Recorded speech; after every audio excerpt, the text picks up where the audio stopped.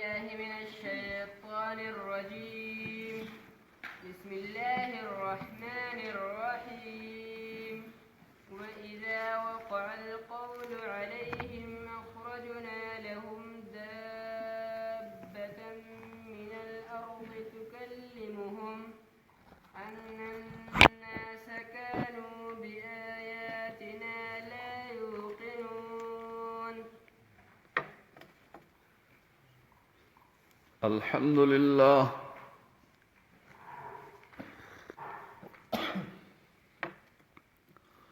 الذي من علينا بجزيل النعم، والصلاة والسلام على سيد العرب والعجم وعلى آله وأصحابه مصابيح الظلم. أما بعد، فأعوذ بالله من الشيطان الرجيم. بسم الله الرحمن الرحيم. وإذا وقع القول عليهم أخرجنا لهم دابة من الأرض تكلمهم أن الناس كانوا بآياتنا لا يوقنون.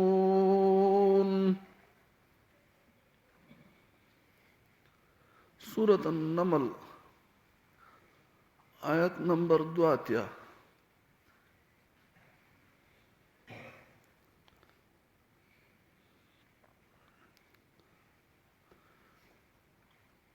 قیامت را روان دی،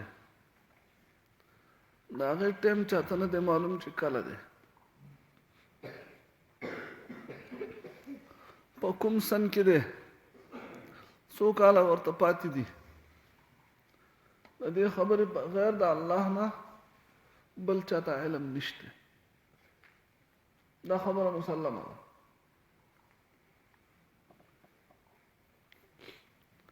نبی کریم صلی الله علیه وسلم نه حضرت جبریل علیہ السلام تپوسو کو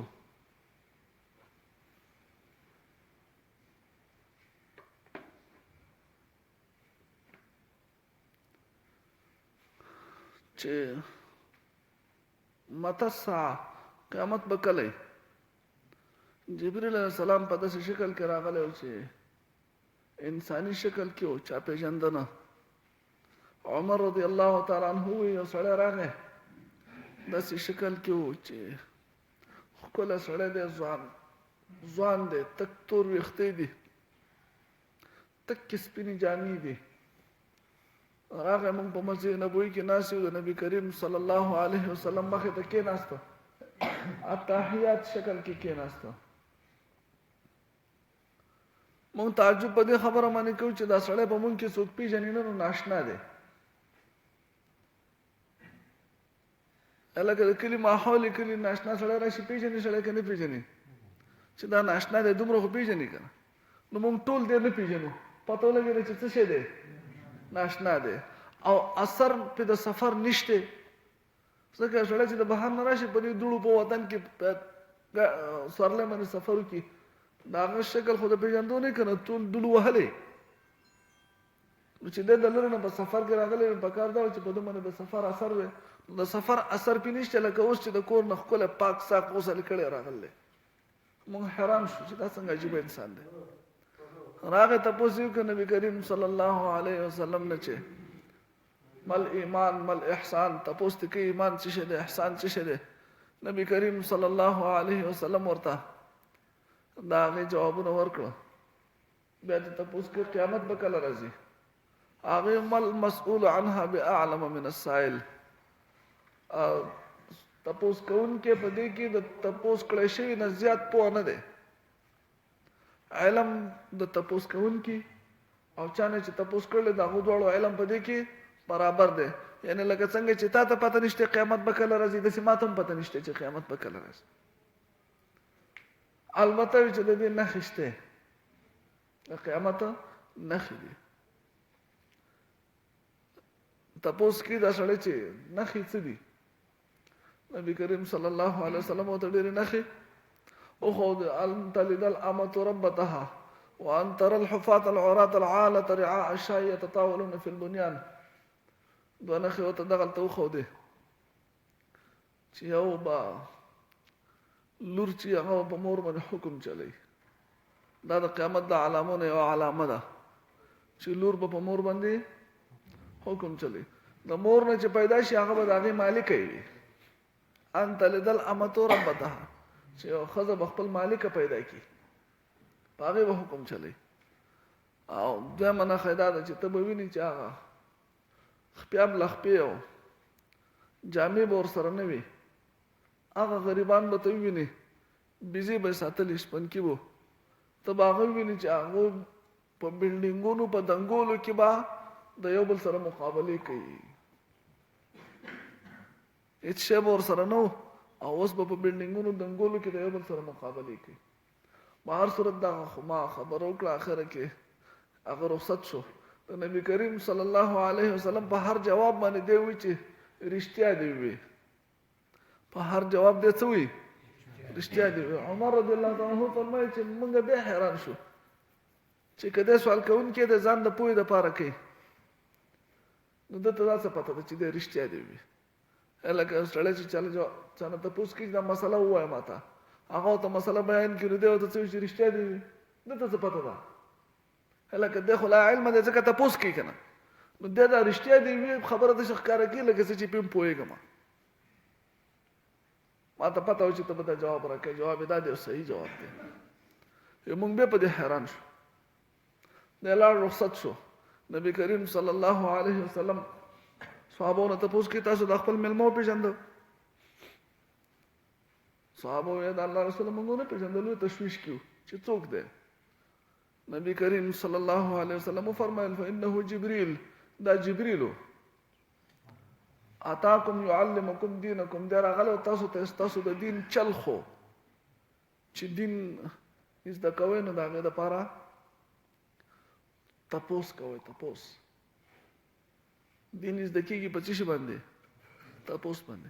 ما ته څه پته ده چې اوس دا حاضره مجمع ناسته ده په کومه خبره څوک نه پوهېږي.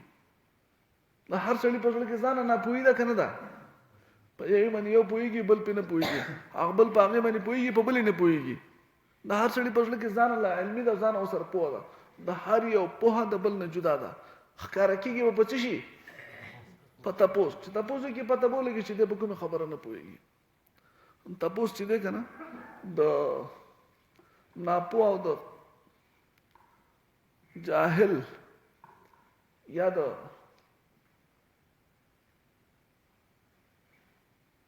انپړ یا ورته داسې ووایي چې نه پوهېږي او پوه حاصلول غواړي د هغه علم چې دی هغه سوال دی. سوال د هغه ستړي علم چې هغه په معلوماتو پسې ستړی د هغه شفا چې د هغه په سوال کې ده تپوس کې ده. تپوس وکړه پته به ولګي او د دې نه سړي دلچسپي هم معلومیږي. څوک چې تپوس نه کوي د دواړو دلچسپي نشته. هر څه چینګي خبره خلاصه شو چې څه کېږي ښه کېږي. دویمه دا طریقه ښودله چې تپوس کوي نو دا علم زده کېږي په ځوانۍ کې او د مرکزي خبرو سوال پکار وي اخوا دې خوا سوالونه نه پکار. دا خبره مې دې ځای کې کوله چې د قیامت پته چاته نشته خو علامات شته. علامات شته. نبی کریم صلی الله علیه وسلم په ډېرو حدیثونو کې د قیامت علامات ښودلي دي. قرب قیامت چې قیامت ته نږدې به داسې داسې علامې راښکاره کېږي. تاسو ته معلومې دي چې په هغې کې خروج د دجال دی یاجوج ماجوج دی. نور د مغرب نه راخاته دي او یو اور دی چې هغه به خلک شړي شام ځمکې ته او ډېرې علامې دي. نو یوه علامه پکې نن ذکر کېږي چې هغه ته خروج د دابې وایي. خروج د دابې یوه قیامت ته نږدې به یو ځناور الله پاک پیدا کړي د ځمکې نه. هغه ځناور به د بل ځناور نه نه پیدا شي بلکې د څه شي نه به پیدا شي؟ زمکه نه پیدا شي. نبی کریم صلی الله علیه وسلم فرمایي چې زمکه نه به راپورته شي او د سر نه به خاورې څنډه وهي رقیبه. دی به راشي حرم ته به نږدې راشي، دی به د خلکو سره خبرې کوي. دا ځناور داسې خبرې به کوي لکه څنګه چې انسانان خبرې کوي. دی به په مسلمان باندې له پاسه مهر لګوي د ایمان او کافر باندې به مهر لګوي د کفر. د ده د وتو نه رسته بیا به نه څوک مسلمانۍ دی شي نه به څوک کلمه ویلی شي. که چا کلمه ویل هغه معتبر هم نه چې دی راووت. بس دغه اخري فیصله وه چې د مهر لګو چې دا کافر دی چې هغه کافر دی. دی به پېژني چې کوم مسلمان دی کوم کافر دی. اول به د سره محدود څه کسان پاتې شي، نور به ترې ټولو یېرېږي. هغه محدود کسان به خصوصي کسان دي، د الله والا کسان به هغه به پېژني. بیا به دی ګرځي، ټول به ګرځي، کسانو باندې به دا مهر لګي. خبرې به کوي چې خلکو د الله په نښو باندې الله د طرف نه چې کومې نښې راغلې وي په هغې باندې خلکو یقین نه کوو چې قیامت دی، آخرت دی، حساب کتاب دی.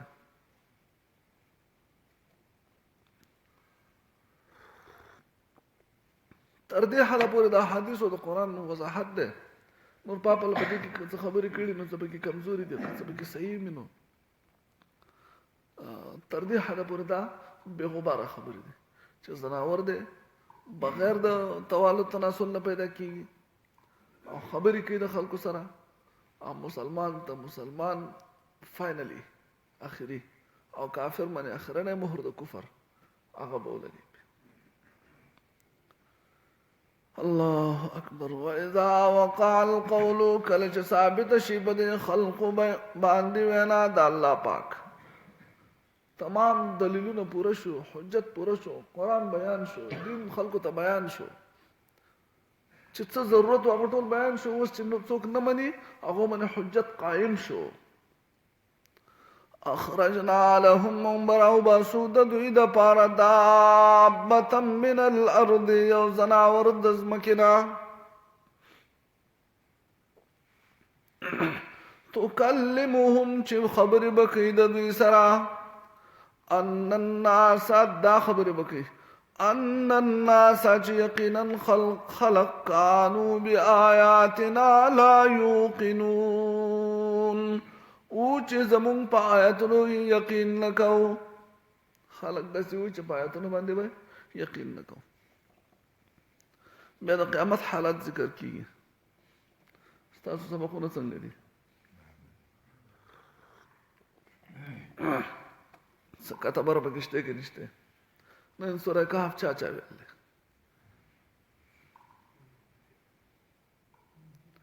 جزاکم الله احسن الجزا. دا د جمعې ورځې نبی کریم صلی الله علیه وسلم فرمایي چې څوک سوره کهف وي د جمعې په ورځ باندې د دې خو ډېرې فایدې نورې هم دي که نه؟ دجال نه د حفاظت. یو فایده دا نقده ده چې د دې جمعې نه واله تر بلې جمعې پورې به د عرش نه واله تر دې ځمکې پورې د اسمان نه واله تر ده پورې یو نور به الله پاک قایم کړي او دا نور به د دې جمعې نه واله تر راتلونکي جمعې پورې متصل د سره یي. دا نور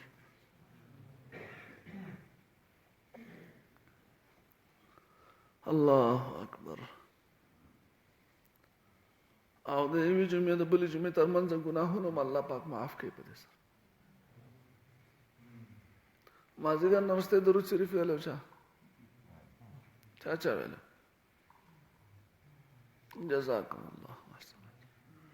یاد دی تاسو ته؟ یاد کړئ. اتیا پیرې درود دی نن مازدیګر ټایم یو. څو پیرې دی؟ اتیا پیرې دی. نن مازدیګر مانځه نه وروسته یعنې د جمعې په ورځ مازدیګر مانځه نه وروسته په خپل ځای ناستې سلام وګرځئ، په خپل ځای ناستې په دغه ځای باندې اتیا پیرې دا درود ووایي: اللهم صل على محمد النبي الأمي وعلى آله وسلم تسليما. اللهم صل على محمد النبي الأمي وعلى آله وسلم تسليما. دا درود اتیا پیری وي، الله جل جلاله د اتیا او کالو ګناهونه معاف کوي. الله اکبر کبیره. نو جمعې د ورځې سوره کهف او دا درود شریف دا به ویو که نه به ویو؟ الله اکبر کبیره. بله مختصر شان وظیفه درکړم. وظیفې خو تاسو ماشاءالله خالص د ښځو نه پیدا دی، ځکه ښځې په وظیفو ډېرې مینې دي که یو صحابي راغی نبي کریم صلی الله علیه وسلم ته عرض کې د الله رسوله غربت کیستی ما تنګدستۍ کیستی ما د دې سره سره تنګدستي دومره زیاته شوه، دا پریشاني دومره زیاته شوه چې د قرضونو بوج را باندې هم دی، قرضو لاندې چقېږم، غربت دی، تنګدستي ده. نبی کریم صلی الله علیه وسلم ولې وظیفه ورکړه چې هغه زموږ سبق دی. څه شی دی زموږ سبق دی. کله چې کور ته ننوځي، کور ته داخلېږي نو سلام وایه. څه چلو کا وظیفه یې دا وه چې کله کور ته داخلېږي چلو کا سلام وایه. او دویم دا کار کوه چې ورپسې سورت اخلاص وایه، قل هو ورپسې وایه. دا زموږ سبق دی که نه دی؟ لږې ورځې وروستې هغه راغی، الله رسوله تا چې ماله کومه وظیفه راکړو په هغې مې باقاعده عمل کوه، جاري دی. الله پاک دغه پریشانیانو او تنګدستۍ او د قرضونو زه خلاص کړم. یو طرف ته سنت دی، بل طرف ته زموږ سبق دی که نه؟ ویو که نه ویو؟ سلام ویو کور کې؟ ټول ویو؟ چې څوک نه وایي هغه دې لاس اوچت کړي.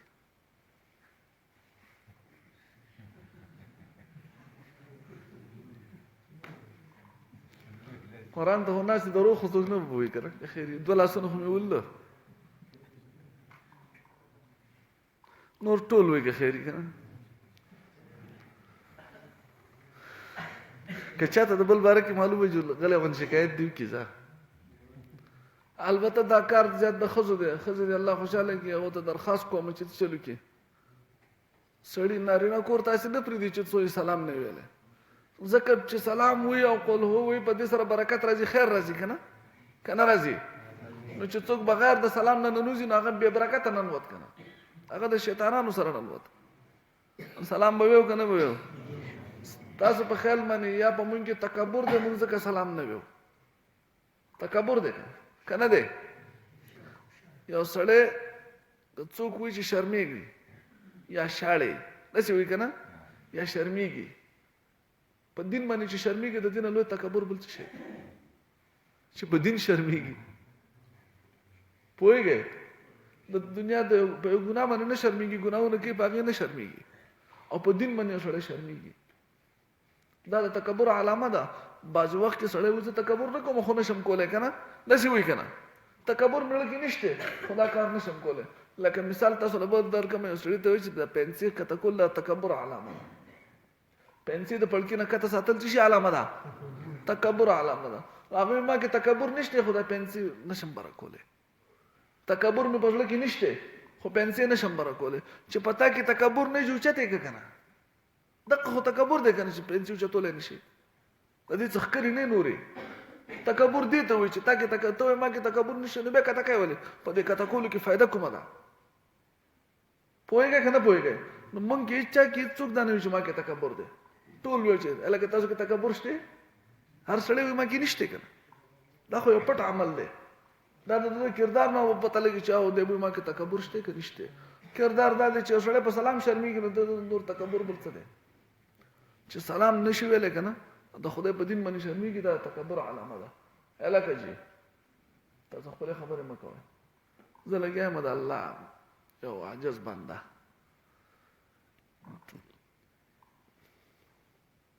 څه مې وي دقه هلکه زما خو پخوانی ریډیو یم که نه ګیلاس ته نوړه قیده بیا هېڅ شی مان نه راځي. څه شی مې وي زه بل سټیشن مې راخیستی بیا. اللهم صل علی محمد وآله وسلم. هغه خو دغه شوه که نه؟ دقه سلام او قل هو دا زموږ سبق هم دی، او دغه پیغمبر صلی الله علیه وسلم صحابي له دغه وظیفه هم ورکړه چې دا کوه. هغه بیا الله پاک د تنګدستۍ نه او د قرضونو نه هم خلاص کړ. او درود شریف ورپسې دی چې دې کې نو خبره کول ډېر لازمي وه.